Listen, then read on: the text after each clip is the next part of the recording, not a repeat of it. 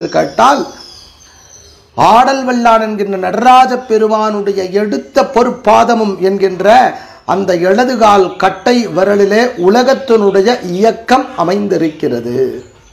இந்த பிரம்மாண்டத்துக்கு இயக்கம் அந்த மைய புள்ளி. அதுக்காகத்தான் அதுக்கு ஒரு மாலை தனியாக சாத்துறதுக்கு பேர் குஞ்சிதபாதம்னு பேர்.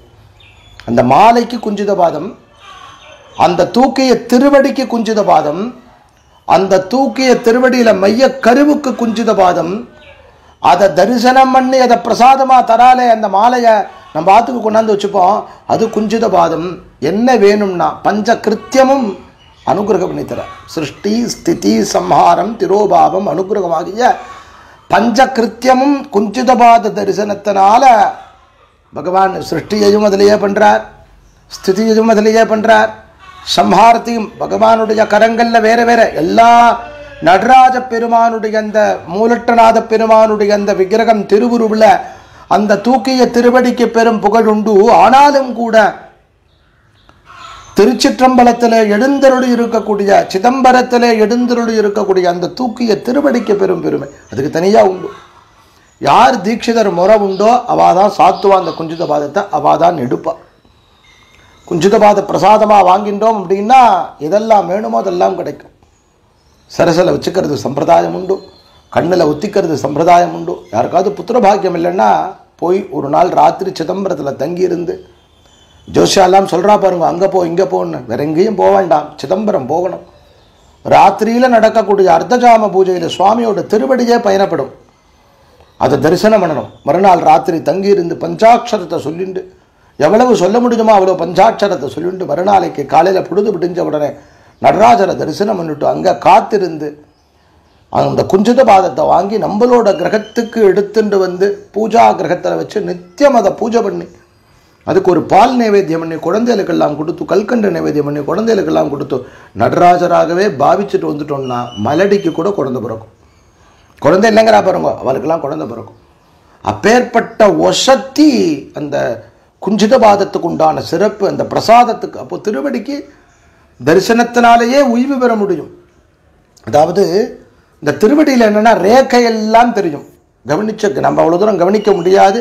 அந்த இடம் எப்பயுமே அப்படின்னு கேட்டாக்கா ரொம்ப காராகிரகமாக தான் அந்த இடம் ரொம்ப இருட்டாக இருக்கும்.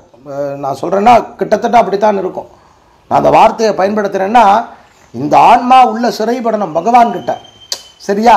அதனால் அந்த இடம் அப்படியே இருக்கும். அந்த இடத்துல சுவாமியினுடைய அந்த திவ்ய திருவடியை பார்க்கறதுக்கு நமக்கு திவ்யமான சக்ஷு தேவைப்படுது, நேத்திரம் தேவைப்படுது நமக்கு. அப்படிப்பட்ட ஒரு பார்வையை பகவான் தரான். நான் பேசின்னு இருக்கேன், இது சத்தியம்தான் அப்படிங்கிறதுக்காக வருண பகவானே வர ஆத்து வாசலில் அப்படியே கொட்டுறது. அப்பேற்பட்ட அந்த குஞ்சிதபாதம் பெரியவா சொல்கிறா. அதெல்லாம் பெரியவா வந்த பிரசாதத்தை தான் ஸ்வீகரிச்சுட்டு எல்லாருக்கும் கொடுத்தா. அதாவது சிதம்பர பிரசாதமாகவும் கிடைக்கிறது, குரு பிரசாதமாகவும் கிடைக்கிறது. சிதம்பரத்தில் இருக்கக்கூடிய குஞ்சிதபாத தரிசனம், குஞ்சிதபாதம் இருக்கு பாருங்கோ, அதனுடைய அந்த அதில் சாற்றக்கூடிய அந்த மாலை தனியாக கட்டுவா, வெட்டி வேரில் கட்டுவா, லாமிச்சை வேரில் கட்டுவா, சின்னதாக இருக்கும், ஒரு கையகலம்தான் இருக்கும். அது அப்பேற்பட்ட ஒரு விசேஷம் குஞ்சிதபாதத்துக்கு உண்டான தரிசனம். இதற்கெல்லாம் விட ஒரு ஒரு ஒரு ரகசியம் இருக்கு. தர்மராஜாவாக யம தர்மராஜாவாக இருக்கப்பட்டவன் மார்க்கண்டேயனை துரத்துண்டு வரத்தை அவனை காலால் உதைத்தாருங்கிறத இந்த காலால் தான் உதைச்சார் சுவாமி. இந்த கால் யாரோடதுன்னா உமாதேவியோடது. பார்வதி பெருமையெல்லாம் நடராஜ் இருக்கு. ஆனால் அந்த பாதம் யாரோடதுன்னா உமாதேவி, லலிதையோடது. லலிதை என்ன பண்ணுவா, ஒரு பெரிய கோழி இருக்கு, சின்ன குஞ்சு இருக்கு, அது மேலே ஏறி நின்று தன்னோட உடம்பால் அடிக்கும், அதுக்கு சுகமாக இருக்கும். பூனை இருக்கு, தன்னோட குட்டியை கவ்விண்டு போகும், பார்க்கறதுக்கு நமக்கு என்னமோ மாதிரி இருக்கும். சில குழந்தையில அம்மா தூக்குவா, லாவகமாக அப்படி ஒரு கையை பிடிச்சி அப்படி தூக்குவா. நம்ம ஈனடா அப்படி தூக்குறாளேன்னு தோணும், ஒன்றும் ஆகாது. அது மாதிரி அம்மாவுடைய ஸ்தானத்தில் லலிதையினுடைய பாதம் தான் யமதர்மராஜா மேலே பட்டதனால அவனை லேசாக தட்டினாலாம் அம்பாள். யமதர்மராஜா மேலே பட்டதுனால இந்த பாதத்தை தரிசனம் பண்ணால் யமலோகத்துக்கு போகணுங்கிற அவசியம் கிடையாது. யமலோகத்தில் இருக்கிற பாஸ் கிழிச்சிடுவான். இப்போ நான் உனக்கு இங்கே கிடையாது, இந்த இடத்துல ஒரு உன்னுடைய நேமெல்லாம் இருந்துட்டு நீ இந்த பாத தரிசனம் பண்ணிவிட்டு அதனால் நீ செத்து போகணுங்கிற அவசியம் இல்லை. இறக்கவே வேண்டாமாம் குஞ்சிதபாத தரிசனத்தினால. எப்படி நம்ம உயிர் வாழறோம், ஆச்சரியம்.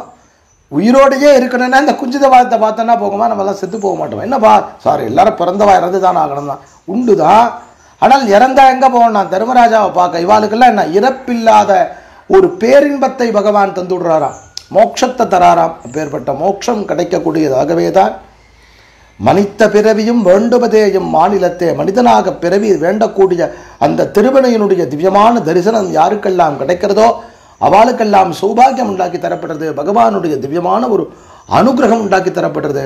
நடராஜ பெருமானுடைய அழகான அந்த திவ்யமான தரிசனத்தை மானசீகமாக பிரார்த்தனை பண்ணிப்போம். அத்தனை பேருக்கும் சௌபாகியம், ஞான சூரியனாக இருக்கக்கூடிய நடராஜ பெருமானுடைய அனுகிரகம் கிடைக்கணும்னு பரிபூர்ணமான பிரார்த்தனையோட சம்பூர்ணம் பண்றோம். ஓம் நம சிவாய. ஓம் நம